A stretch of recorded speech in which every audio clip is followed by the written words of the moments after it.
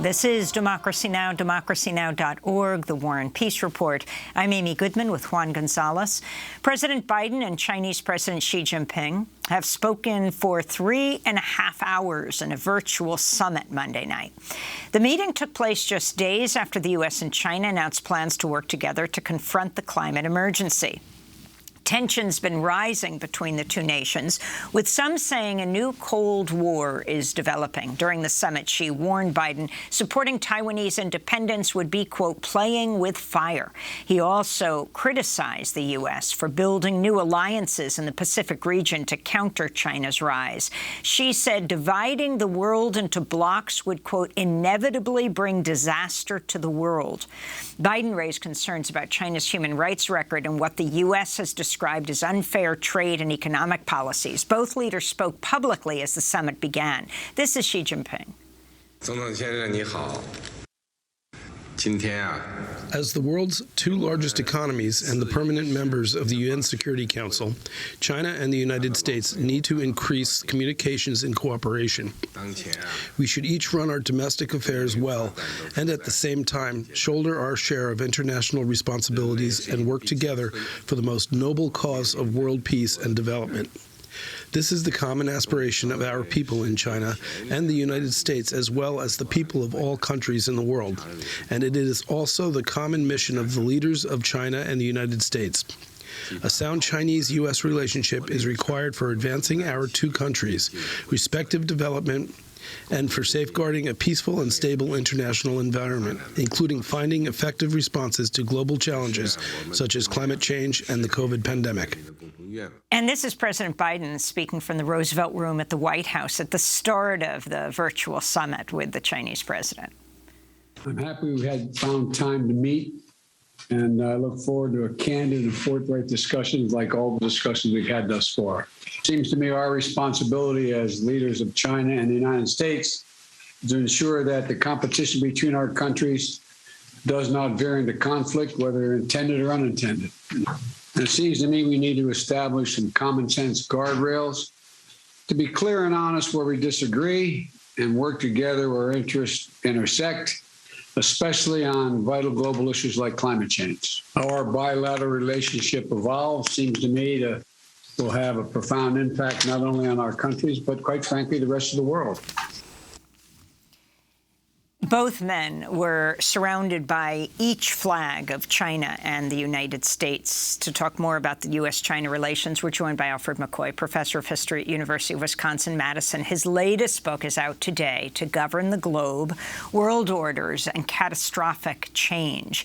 McCoy writes, while Washington was spilling its blood and treasure into desert sands, Beijing had been investing much of its accumulated trade surplus in the integration of the world island of Africa, Asia, and Europe into an economic powerhouse. Alfred McCoy, welcome back to Democracy Now! So if you can talk about this summit, you wouldn't quite understand the kind of tension that is between the United States and China right now, the world's two largest economies. But if you can talk about the significance of this and then how close we are to a Cold War or hot war with China. The key issue in terms of immediate conflict between Washington and Beijing is Taiwan. As you said earlier, Amy, President Xi of China said that the United States was playing with fire over Taiwan. By way of background, President Xi has committed himself within China to the reunification of Taiwan with China. He wants that to be a critical part of his legacy. And on the other side, President Biden stated just last month in his town meeting that the United States was committed to the defense of Taiwan. So here we have two leaders taking positions over Taiwan, which, if they're fully pursued, will lead to conflict. And this is another problem for the United States. The New York Times has reported that the Pentagon has war-gamed a war over Taiwan between the United States and China. And in the last 18 of these war games, the United States has lost 18 times. China has the world's most sophisticated anti-ballistic missiles, the most sophisticated missile defense, Taiwan is extremely close to China. And if the United States moved aircraft carriers into the Taiwan Straits, like we did in the last conflict back in the 1990s, China could destroy those aircraft carriers. It could sink those aircraft carriers. So the United States, in the immediate future, is faced with the possibility of fighting a war over Taiwan. And if that conflict emerged, the United States would have to either retreat in defeat and see Taiwan conquered, or the United States would have to go to war and fight a war that it would probably lose. And that's one issue, but there's also a deeper geopolitical struggle going on. Over the past 5 centuries, every world hegemon has done one thing the same way.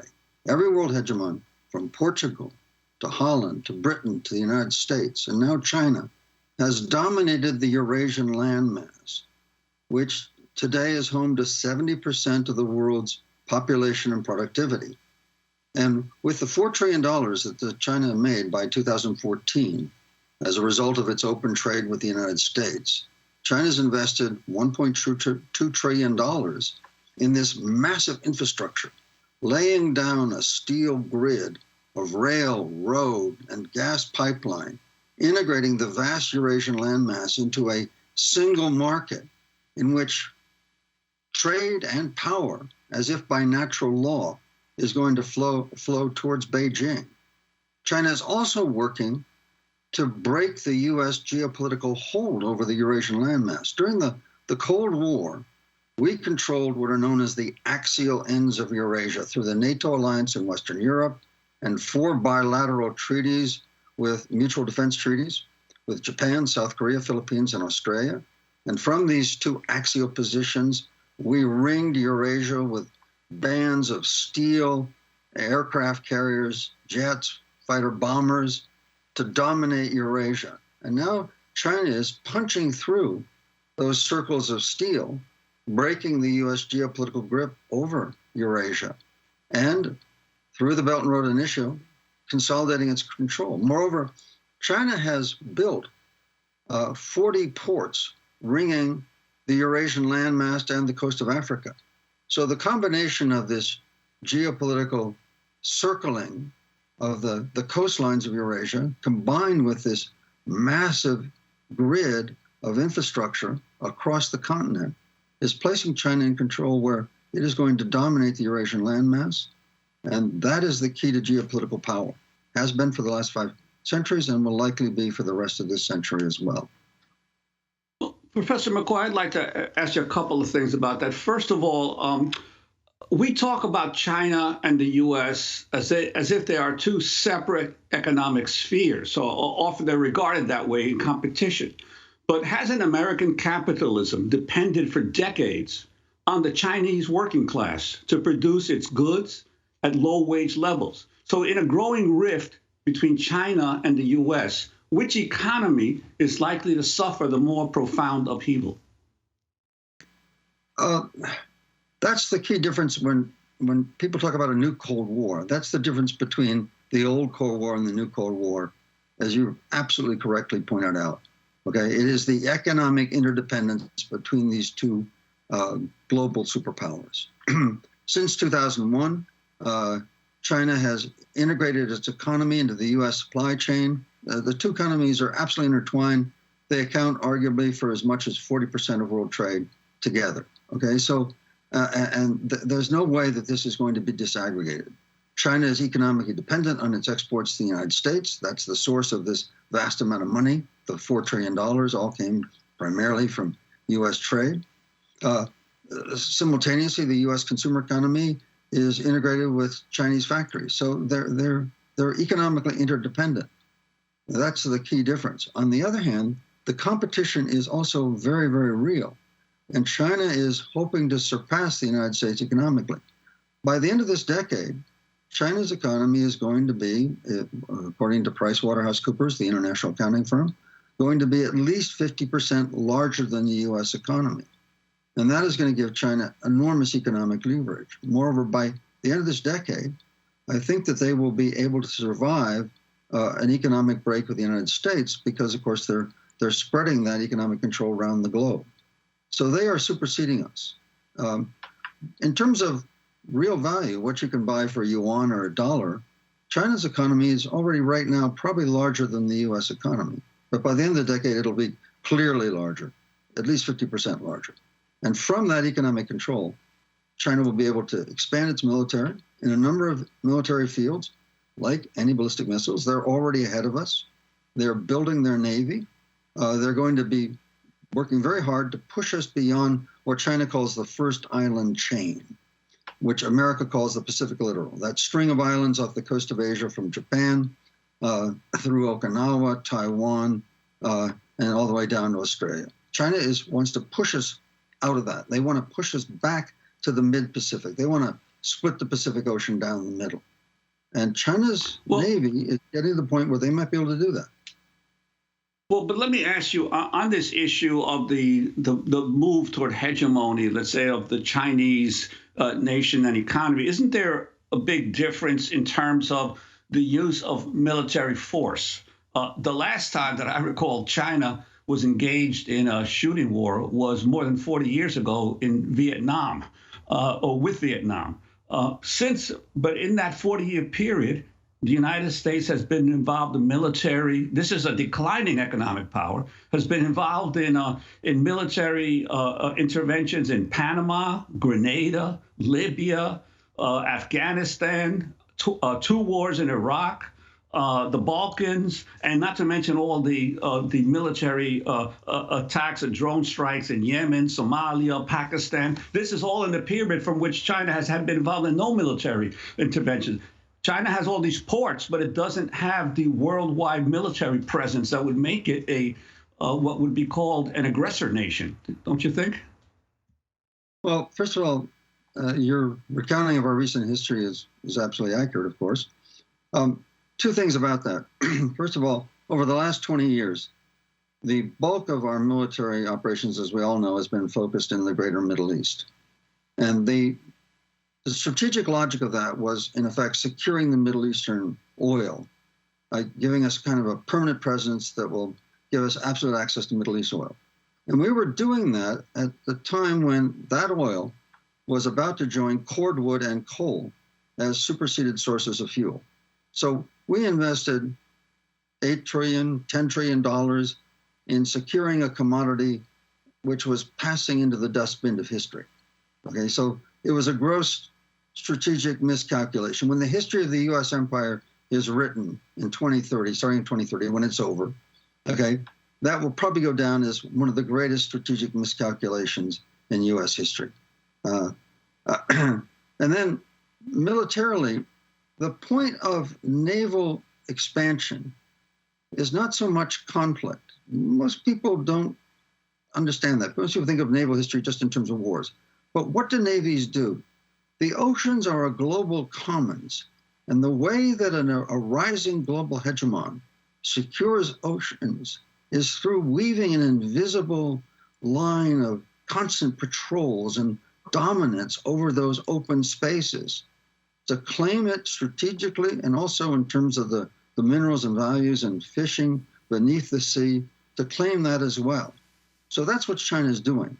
China is weaving those lines of constant patrols by air and sea all the way to the first island chain, pushing us back, building 7 island bases in the Spratly Islands in the South China Sea, pushing in the East China Sea. So it's part of an imperial game that's been played for 500 years. And China is doing that quite successfully. Professor McCoy, you recently wrote a piece for Tom Dispatch headlined, "The Winner in Afghanistan, China." Why do you believe that China has emerged stronger after the U.S. withdrawal from Afghanistan? Talk about what geopolitical role Afghanistan plays and the difference in how the U.S. engaged in this forever war in Afghanistan and China's relationship with it. Sure. In terms of President Xi's strategy, which he announced in 2013 under the Belt and Road Initiative, what he was going to do and what he's been doing is turning the vast Eurasian landmass into a single market linked by infrastructure. And if you will, the kind of hole in the donut, crude metaphor, apologies, the hole in the donut was Afghanistan. All right. In terms of that network of massive natural gas pipelines going across the heart of Central Asia, the one connection that couldn't be made was from Central Asia down to the energy deficit areas of Pakistan and India. And that had to pass through Afghanistan.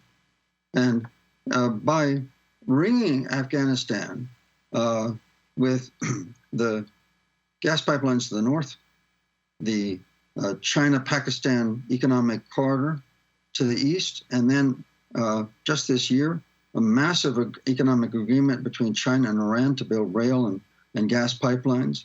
In effect, China surrounded Afghanistan with these lines of steel and was just waiting for Afghanistan to fall into its hands without a shot fired. And in July, a month before the Taliban took power, they sent a top-level delegation to China and met with China's foreign minister. And they worked out an agreement that the Taliban would promote and allow Chinese investment. And there's another great prize in Afghanistan.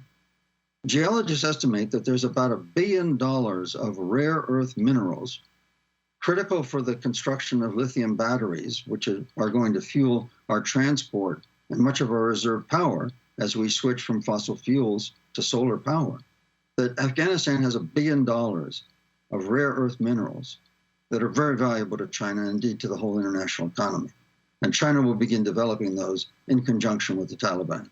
So in effect, China just sat back, surrounded Afghanistan with its geopolitical network, and waited for it to fall right into its hands. And they didn't pay a dollar. And we spent $8 trillion on Afghanistan and got nothing. It was and Professor McCoy, I wanted to ask you, in this conflict between China and the United States, these two countries are not alone, obviously. The Belt and Road Initiative is meant to win friendship and support to China from other parts of the world. I'm wondering if you would talk about countries like Russia and Iran, you mentioned, in terms of where they would stand in a developing conflict with the United States, and also about Latin America, which China has probably been the only major power to make significant inroads into a continent or an area of the world that used to be considered the U.S. backyard. Sure. First of all, in Latin America, China has an explicit strategy of resource development with Latin America, and its trade with our own southern neighbors is already larger than our own.